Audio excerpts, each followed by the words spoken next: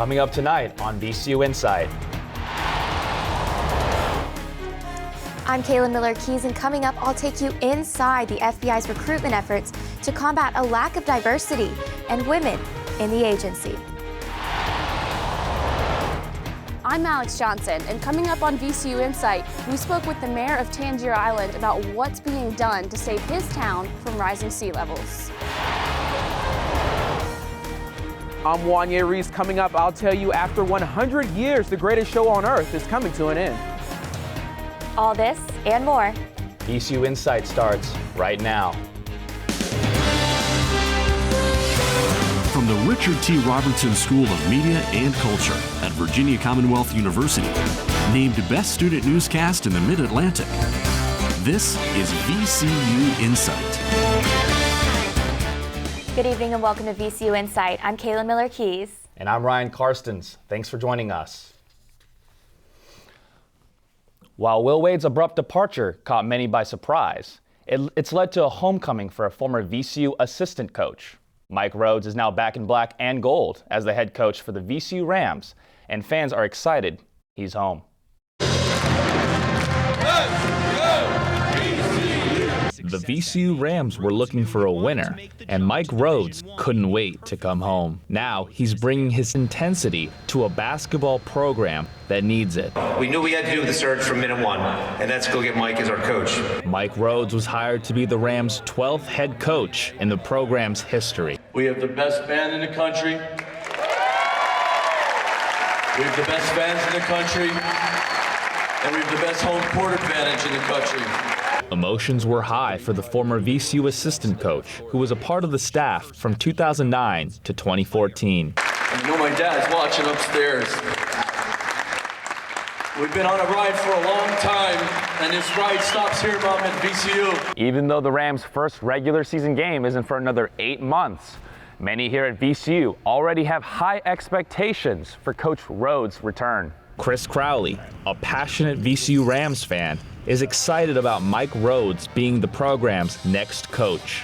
It's a win-win.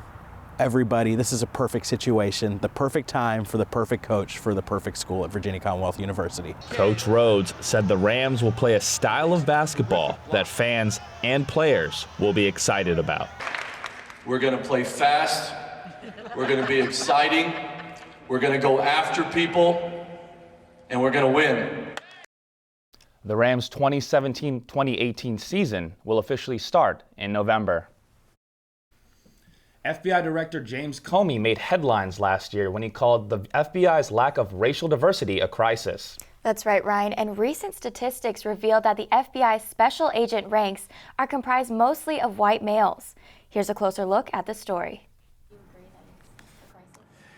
I would say it is a crisis. I think he's exactly right about that. Adam S. Lee, special agent in charge of the FBI's Richmond division, says this issue is important to him after Director Comey has made it one of their core values to bring in more diverse employees. Special Agent Lee says this has made him look at the issue differently. This is not a political issue. It's not some kind of social justice issue. It's an issue of being effective. And the FBI is a lot more effective as a law enforcement agency when we're diverse, when we reflect the communities we serve. The FBI is hoping recruitment events like these held on college campuses will be a step in the right direction, after recent numbers show the agency is 83% white, most of which are male. Last fall, the FBI released their diversity statistics for special agents, which revealed shockingly low numbers. Around 6% of special agents are Hispanic, while less than 5% are Asian or Black. Jennifer Giordano, an FBI intelligence analyst, says increasing diversity in the agency makes for a better work environment. I think diversity brings in just different ideas, different perspectives, different backgrounds from people. Special Agent Lee agrees and says equality is at the center of the FBI's mission. There's really an ethos across the entire organization of fairness, and diversity cuts right to the heart of that. To learn more about current FBI job openings, visit fbijobs.gov. Virginia is one of the most gerrymandered states in the nation, according to One Virginia 2021. This local nonpartisan group is trying to put an end to politically motivated redistricting in the Commonwealth. Nora Deer is live in the newsroom with the latest. Nora? That's right, Ryan. The group ranked Virginia as the 5th most gerrymandered state in the entire country. In other words, our General Assembly district lines are so unfairly drawn that the group decided to file a lawsuit. Many people don't realize that our state legislators draw their own districts. Well, One Virginia 2021 did, and they filed a lawsuit claiming that Virginia's General Assembly districts are unconstitutional. Ours is about compactness. Compactness is in the Virginia Constitution, but you wouldn't know it by looking at these districts, right? Because they're pretty crazy shaped all around. According to Virginia's state constitution, districts must be contiguous and compact, but this lawsuit claims that 11 of the current General Assembly districts don't fit that requirement. One of the districts involved is Virginia House District 72, right outside of Short Pump, under Republican Representative Jimmy Massey. One Virginia 2021 is arguing that unusually drawn districts like this one ultimately lead to representatives choosing their voters, and not the other way around. Right now you have these communities are carved up so much is that they're really not having a voice in with their community together because their community's fragmented, so their voices are fragmented. The house directly behind me is in the 4th Congressional District under Democrat Donald McKeechin, but just a few steps down to the house directly next door, and now we're in the 7th Congressional District under Republican Dave Brat. It's split up neighborhoods like this one that One Virginia 2021 argues are not compact. According to the Richmond Times-Dispatch, in 2015, a total of 122 Virginia legislators ran for re-election, and not one of them lost. Advocates for fair redistricting claim that this is a direct result of gerrymandering. Cannon says, at the end of the day, it's not about red districts or blue districts. We've got to get beyond this it's a partisan issue. It's not a left or right issue, it's a right or wrong issue. Both sides of the lawsuit are awaiting the judge's opinion, which is expected in the next few weeks. Either way, the results of this case could have a major impact in the results of Virginia politics. Until then, I'm Nora Deer. Let's send it back to you, Ryan. In 2016, the Virginia opioid crisis cost taxpayers $600 million. Daniel Mattoon takes a further look at what's being done to lower the cost. According to John Shinholster, president of the McShin Foundation, it costs $7,000 to $10,000 taxpayer dollars to send an addict to jail, but only $1,500 to send an addict to a treatment center. We spend all of our tax dollars today at the criminal justice side, not the recovery or treatment side. Shinholster says that Virginia spends $3 billion a year on the consequences of addiction, but only spends about $50 to $60 million a year for substance abuse services. Some of the naysayers say, but yeah, you can't help them, they're going to relapse. Well, would you rather spend $1,500 a pop for a chronic relapser or $10,000 a pop? The Richmond Police Department recently shifted from punishing addicts to helping them. On December 28th of last year, Michael Zohab and the Richmond Police Department created the Virginia Recovery Foundation. The Virginia Recovery Foundation helps people suffering from substance abuse disorders find placement in a recovery program. Zohab says the VRF is already making an impact on the community. As of yesterday, we've placed 18 people into recovery facilities for help. The Richmond Police Department's new program would send people to recovery organizations such as this one instead of jail. For VCU InSight, I'm Daniel Mattoon. Putting addicts into places for recovery instead of jail could save taxpayers millions of dollars. We've been here for a couple hundred years or so, and we'd like to stay for another couple hundred. A unique piece of Virginia is disappearing and could be taking 400 years of history with it. So we spoke to residents of Tangier Island, including their mayor, who believe that their homes are worth saving. Not only saving an island and the land, it's saving the people, and it's a way of life. We've never been very good at sitting still. Maybe that's why we built our campus in the middle of a city. Why we put our classrooms on riverbanks, in Fortune 500 companies, even on stage. At Virginia Commonwealth University, learning happens everywhere. What matters most is how you make it real.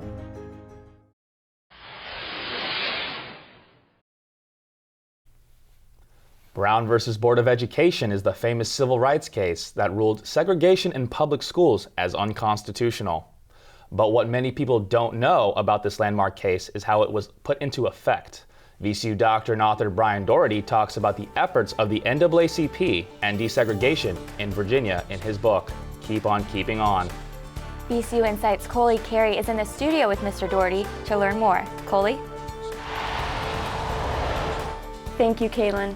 I'm here with VCU doctor and author of the book Keep On Keeping On, the NAACP and the implementation of Brown versus the Board of Education in Virginia, Brian Doherty.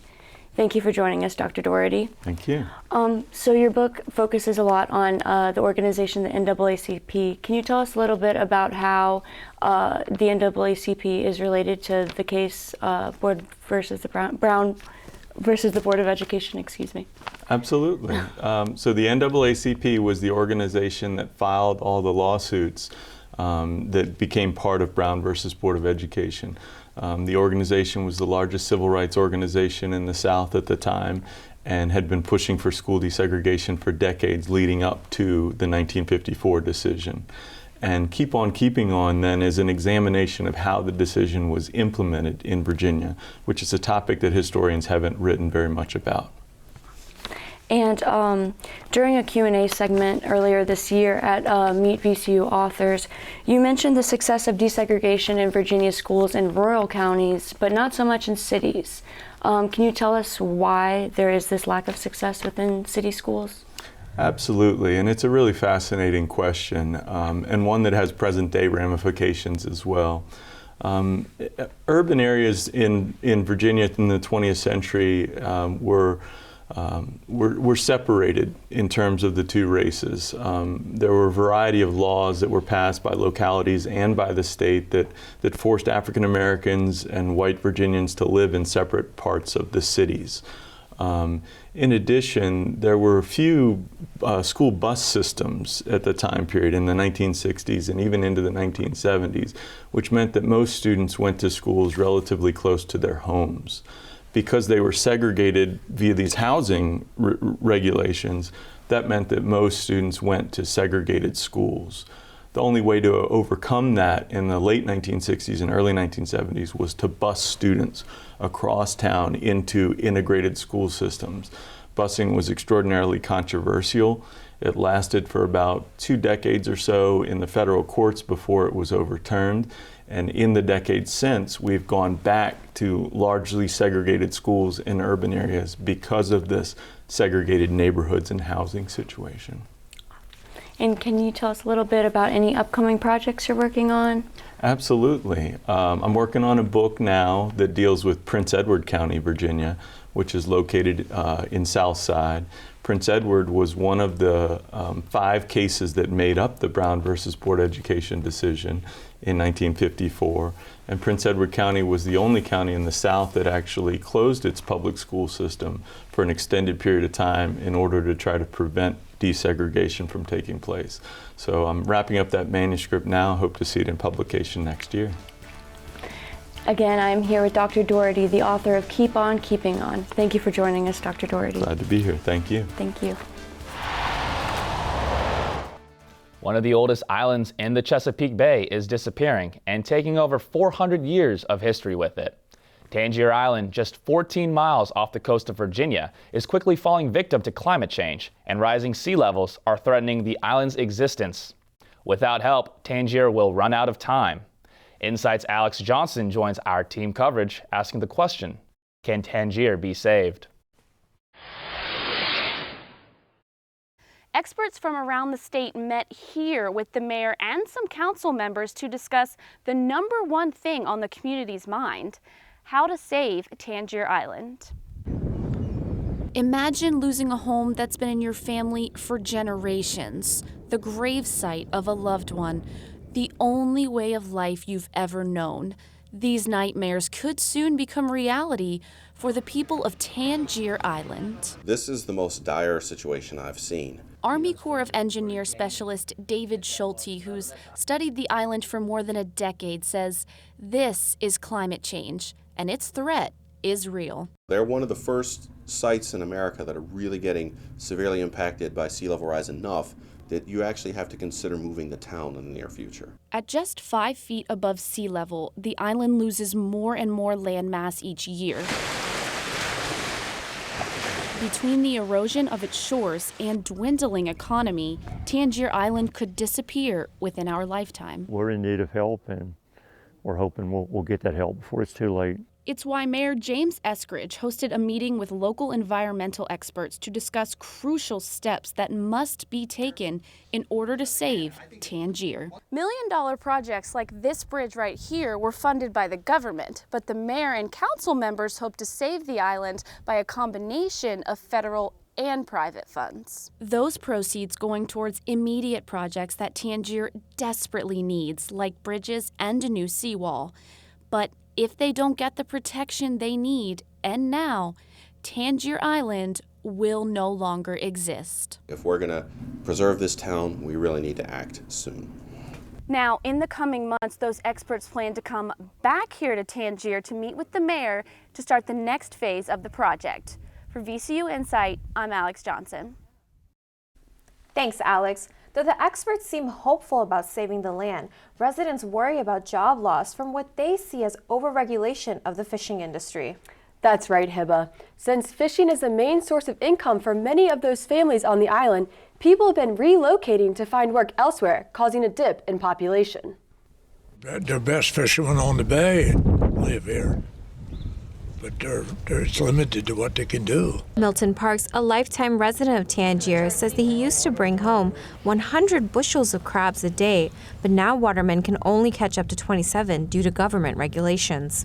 According to Mayor James Eskridge, a fourth-generation waterman, those regulations put in place during the 80s to help curb pollution of the bay has made it nearly impossible to keep working. Of course you need regulations. Not saying that, but you got to balance it out because you can regulate people out of business. However, according to a study done by the Chesapeake Bay Foundation, those same regulations have created over $100 billion economy. The mayor also says that it's not just about the jobs, it's about protecting their way of life. Catching crabs and oysters is how we put food on the table and put our kids through college. According to the U.S. Census, the population was over 1,100 back in 1930, but now the island residents say it's under 500. Cameron Evans, a junior in high school, says kids are leaving after graduation and not pursuing the jobs on the water like generations before. I like to work on the water and all, but it's just not a steady job that I like, I mean, people make money all the time doing it, but it's not guaranteed every day. Even with land erosion, job loss, and a cut in population, the mayor still encourages islanders to stay optimistic. I don't want to lose hope, and that's what I tell the citizens, never lose hope, because if you lose hope, then all's lost. The citizens haven't let the island's environmental challenges affect their sense of community.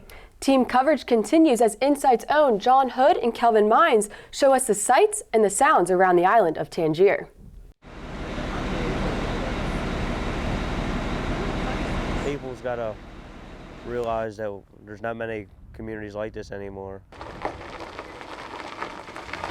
It's just a small town way of life, and I think it's disappearing really in the country. And it's I've been to the cities, and it's amazing that you live by people and you don't even know your neighbors, and here you know everybody. So it's quite a difference. And it's like living in a community like this, your kids can go out and run around and without no worry they're going to be kidnapped or hurt or anything like that. There's a song that one of those quartets used to sing, "Time has made a change in the old home place." And the last part of that, "and time has made a change in me." Yeah, I like that. We stick it out. I mean, we've been here for a couple hundred years or so, and we'd like to stay for another couple hundred.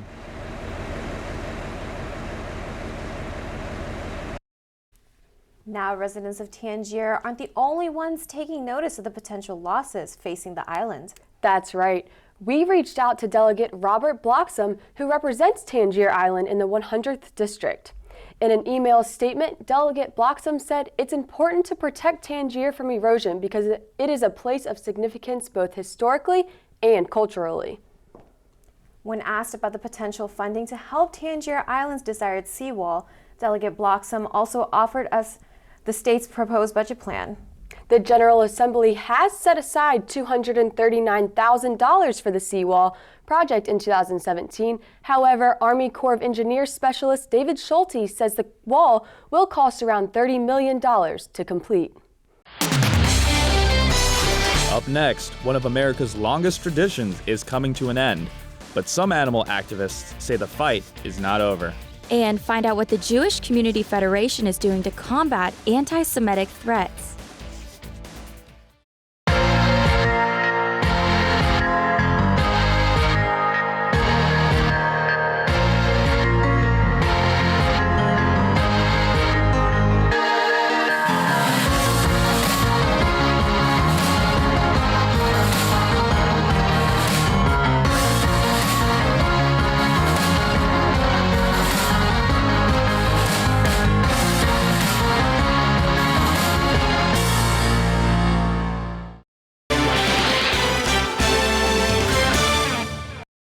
From concert halls to classrooms, InSight's Alexandra Sosik is in the studio with international trumpet performer and VCU music professor Rex Richardson. Thanks, Kaylin. I'm here with Yamaha performing artist and international trumpeter and VCU music professor Rex Richardson. Rex, thank you so much for joining me today. Let's talk about the kind of music that you play. Well, I play generally in classical and jazz genres. So there's a lot of sort of subgenres in those two groups, but mostly you could say it's classical and jazz. Mm-hmm. And tell me, what does it look like to go out on tour and play that music? Well, it's a lot of fun. I get to meet musicians around the country and around the world, some of whom don't speak any English. And I'm always amazed at how we can connect through the music. I have a kind of a funny story about playing with a young Russian piano player in Moscow about 12 years ago who spoke no English except from the names of jazz tunes. But he was a wonderful jazz piano player. What we found is, we kind of knew the same recordings on the jazz in the jazz genre, and that allowed us to perform together and make it all work. And so you have some really cool experiences with connecting with people, whether it be classical music or jazz, through those kinds of experiences. And how can you connect with your students through music as a VCU music professor? Well, I find that my experiences as a performer tend to have a direct impact on my teaching. Being out on tour allows me to keep in touch with what's happening in the music business, which, given that what we're doing is focused on professional training for these young musicians, I feel like that has great relevance to what I bring home. I also meet a lot of great artists around the world, and many times we're able to bring them to campus as guest artists. So that's a great privilege and pleasure as well, a great learning opportunity for the VCU music students and the entire Richmond community to be able to bring great artists to campus. So that's another advantage of traveling a lot, is you start to get connected to a lot of musicians who are doing things of value around the world. And you received this $50,000 grant from VCU to further your teaching and your research. Tell me a little bit about that. Yes, this grant was specifically to fund the composition of 4 new trumpet concertos. And a concerto means work for large ensemble that features a particular solo instrument.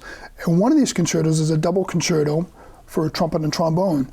They're all with either wind ensemble or brass band, and a couple of them exist in both forms. The double concerto was written for New York Philharmonic trombonist Joseph Alessi, and we were able to bring him down to perform the concerto in November, which was a great privilege for us. He's one of the world's most famous trombone players and a great artist. So getting to work with these composers, David Sampson, Alan Vizzuti, Anthony Plogue, and British composer Andy Scott, has been a wonderful thing. I've known their work for years, and I've had a lot of collaboration with them. So to have the means through VCU to fund these great new works has really been a great gift. And what's next for you?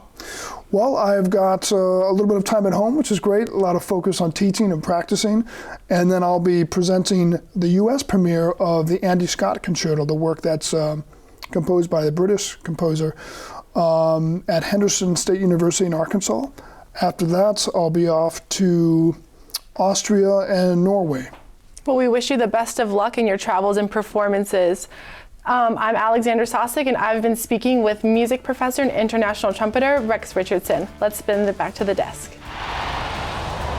Dominion Power is dealing with an environmental lawsuit. Last week, a federal judge ruled against Dominion Power that its offline Chesapeake power plant is leaking high levels of arsenic into the Elizabeth River. The chemical is a byproduct of coal ash waste that is stored above ground at the power plant and eventually leaks into the ground. The chemical is hazardous against wildlife and to the public in the area. Statement, Dominion Power disagrees with the allegations and says that their closure plans are in full compliance of EPA regulations. The Richmond community is standing up against recent anti-Semitic threats. People from all backgrounds came out to the Emek Shalom Holocaust Memorial Cemetery to support the Jewish community from recent threats this year against the community. A total of 65 different bomb threats at Jewish community centers have been made in the U.S. Dr. Roger Loria, a Holocaust survivor, says he never thought he would see threats like this again. No, as a child in the Holocaust, I'm the only survivor of my father's side. And I never expected to see this again. But we're seeing it again. It's coming out. And it's scary. It's very scary. For more information on events with the Jewish community, visit jewishrichmond.org. Popcorn, cotton candy, and trained animals are just a few words that describe the Big Top. After more than a century, the Ringling Brothers Circus made its final stop in Richmond, Virginia. InSight's Wanya Reese has more on this controversial victory for animal rights activists. It's been a long time coming. The writing was on the wall. Ticket sales are plummeting. People don't support any sort of business that exploits animals for entertainment. After 146 years, the greatest show on earth is coming to an end. Animal rights activists, though, call this a victory for animals they allege are poorly treated. Videos like these show animals being mistreated by Ringling Brothers Circus, but some people are sad the circus is coming to an end. You know, I'm sad to see it go. I've heard so much about it, even from my grandparents who came here as Chinese immigrants to America at a young age. So they told me about having fond memories of the Ringling Brothers Barnum and Bailey Circus. While many are disappointed the circus is coming to an end, animal rights activists claim there is still work that needs to be done. PETA has worked for years to expose the abuses of animals under the Big Top, and between protests at nearly every single show, educating people about the abuse that animals suffer under the Big Top. Ringling Brothers is not the only event that has failed to animal rights activists. SeaWorld has also halted all killer whale shows due to animal rights activists, and PETA has vowed to make sure all animals are taken off of the road. PETA will absolutely be out protesting at every single show that we can. For VCU InSight, I'm Wanya Reese. Ringling Brothers Barnum and Bailey Circus Out of This World will make its final stop in Uniondale, New York, May 21st. And that does it for this edition of VCU InSight. Make sure to check out our website at insight.vcu.edu. You can also follow us on Twitter, Instagram, and Facebook under VCU InSight, and contact us with any stories you'd like to see on our show. And if you missed anything on our show or would like to watch it again, you can find us on YouTube at VCU InSight. Thanks for watching. I'm Ryan Karstens. And I'm Kaylin Miller-Keys. We'll see you next time.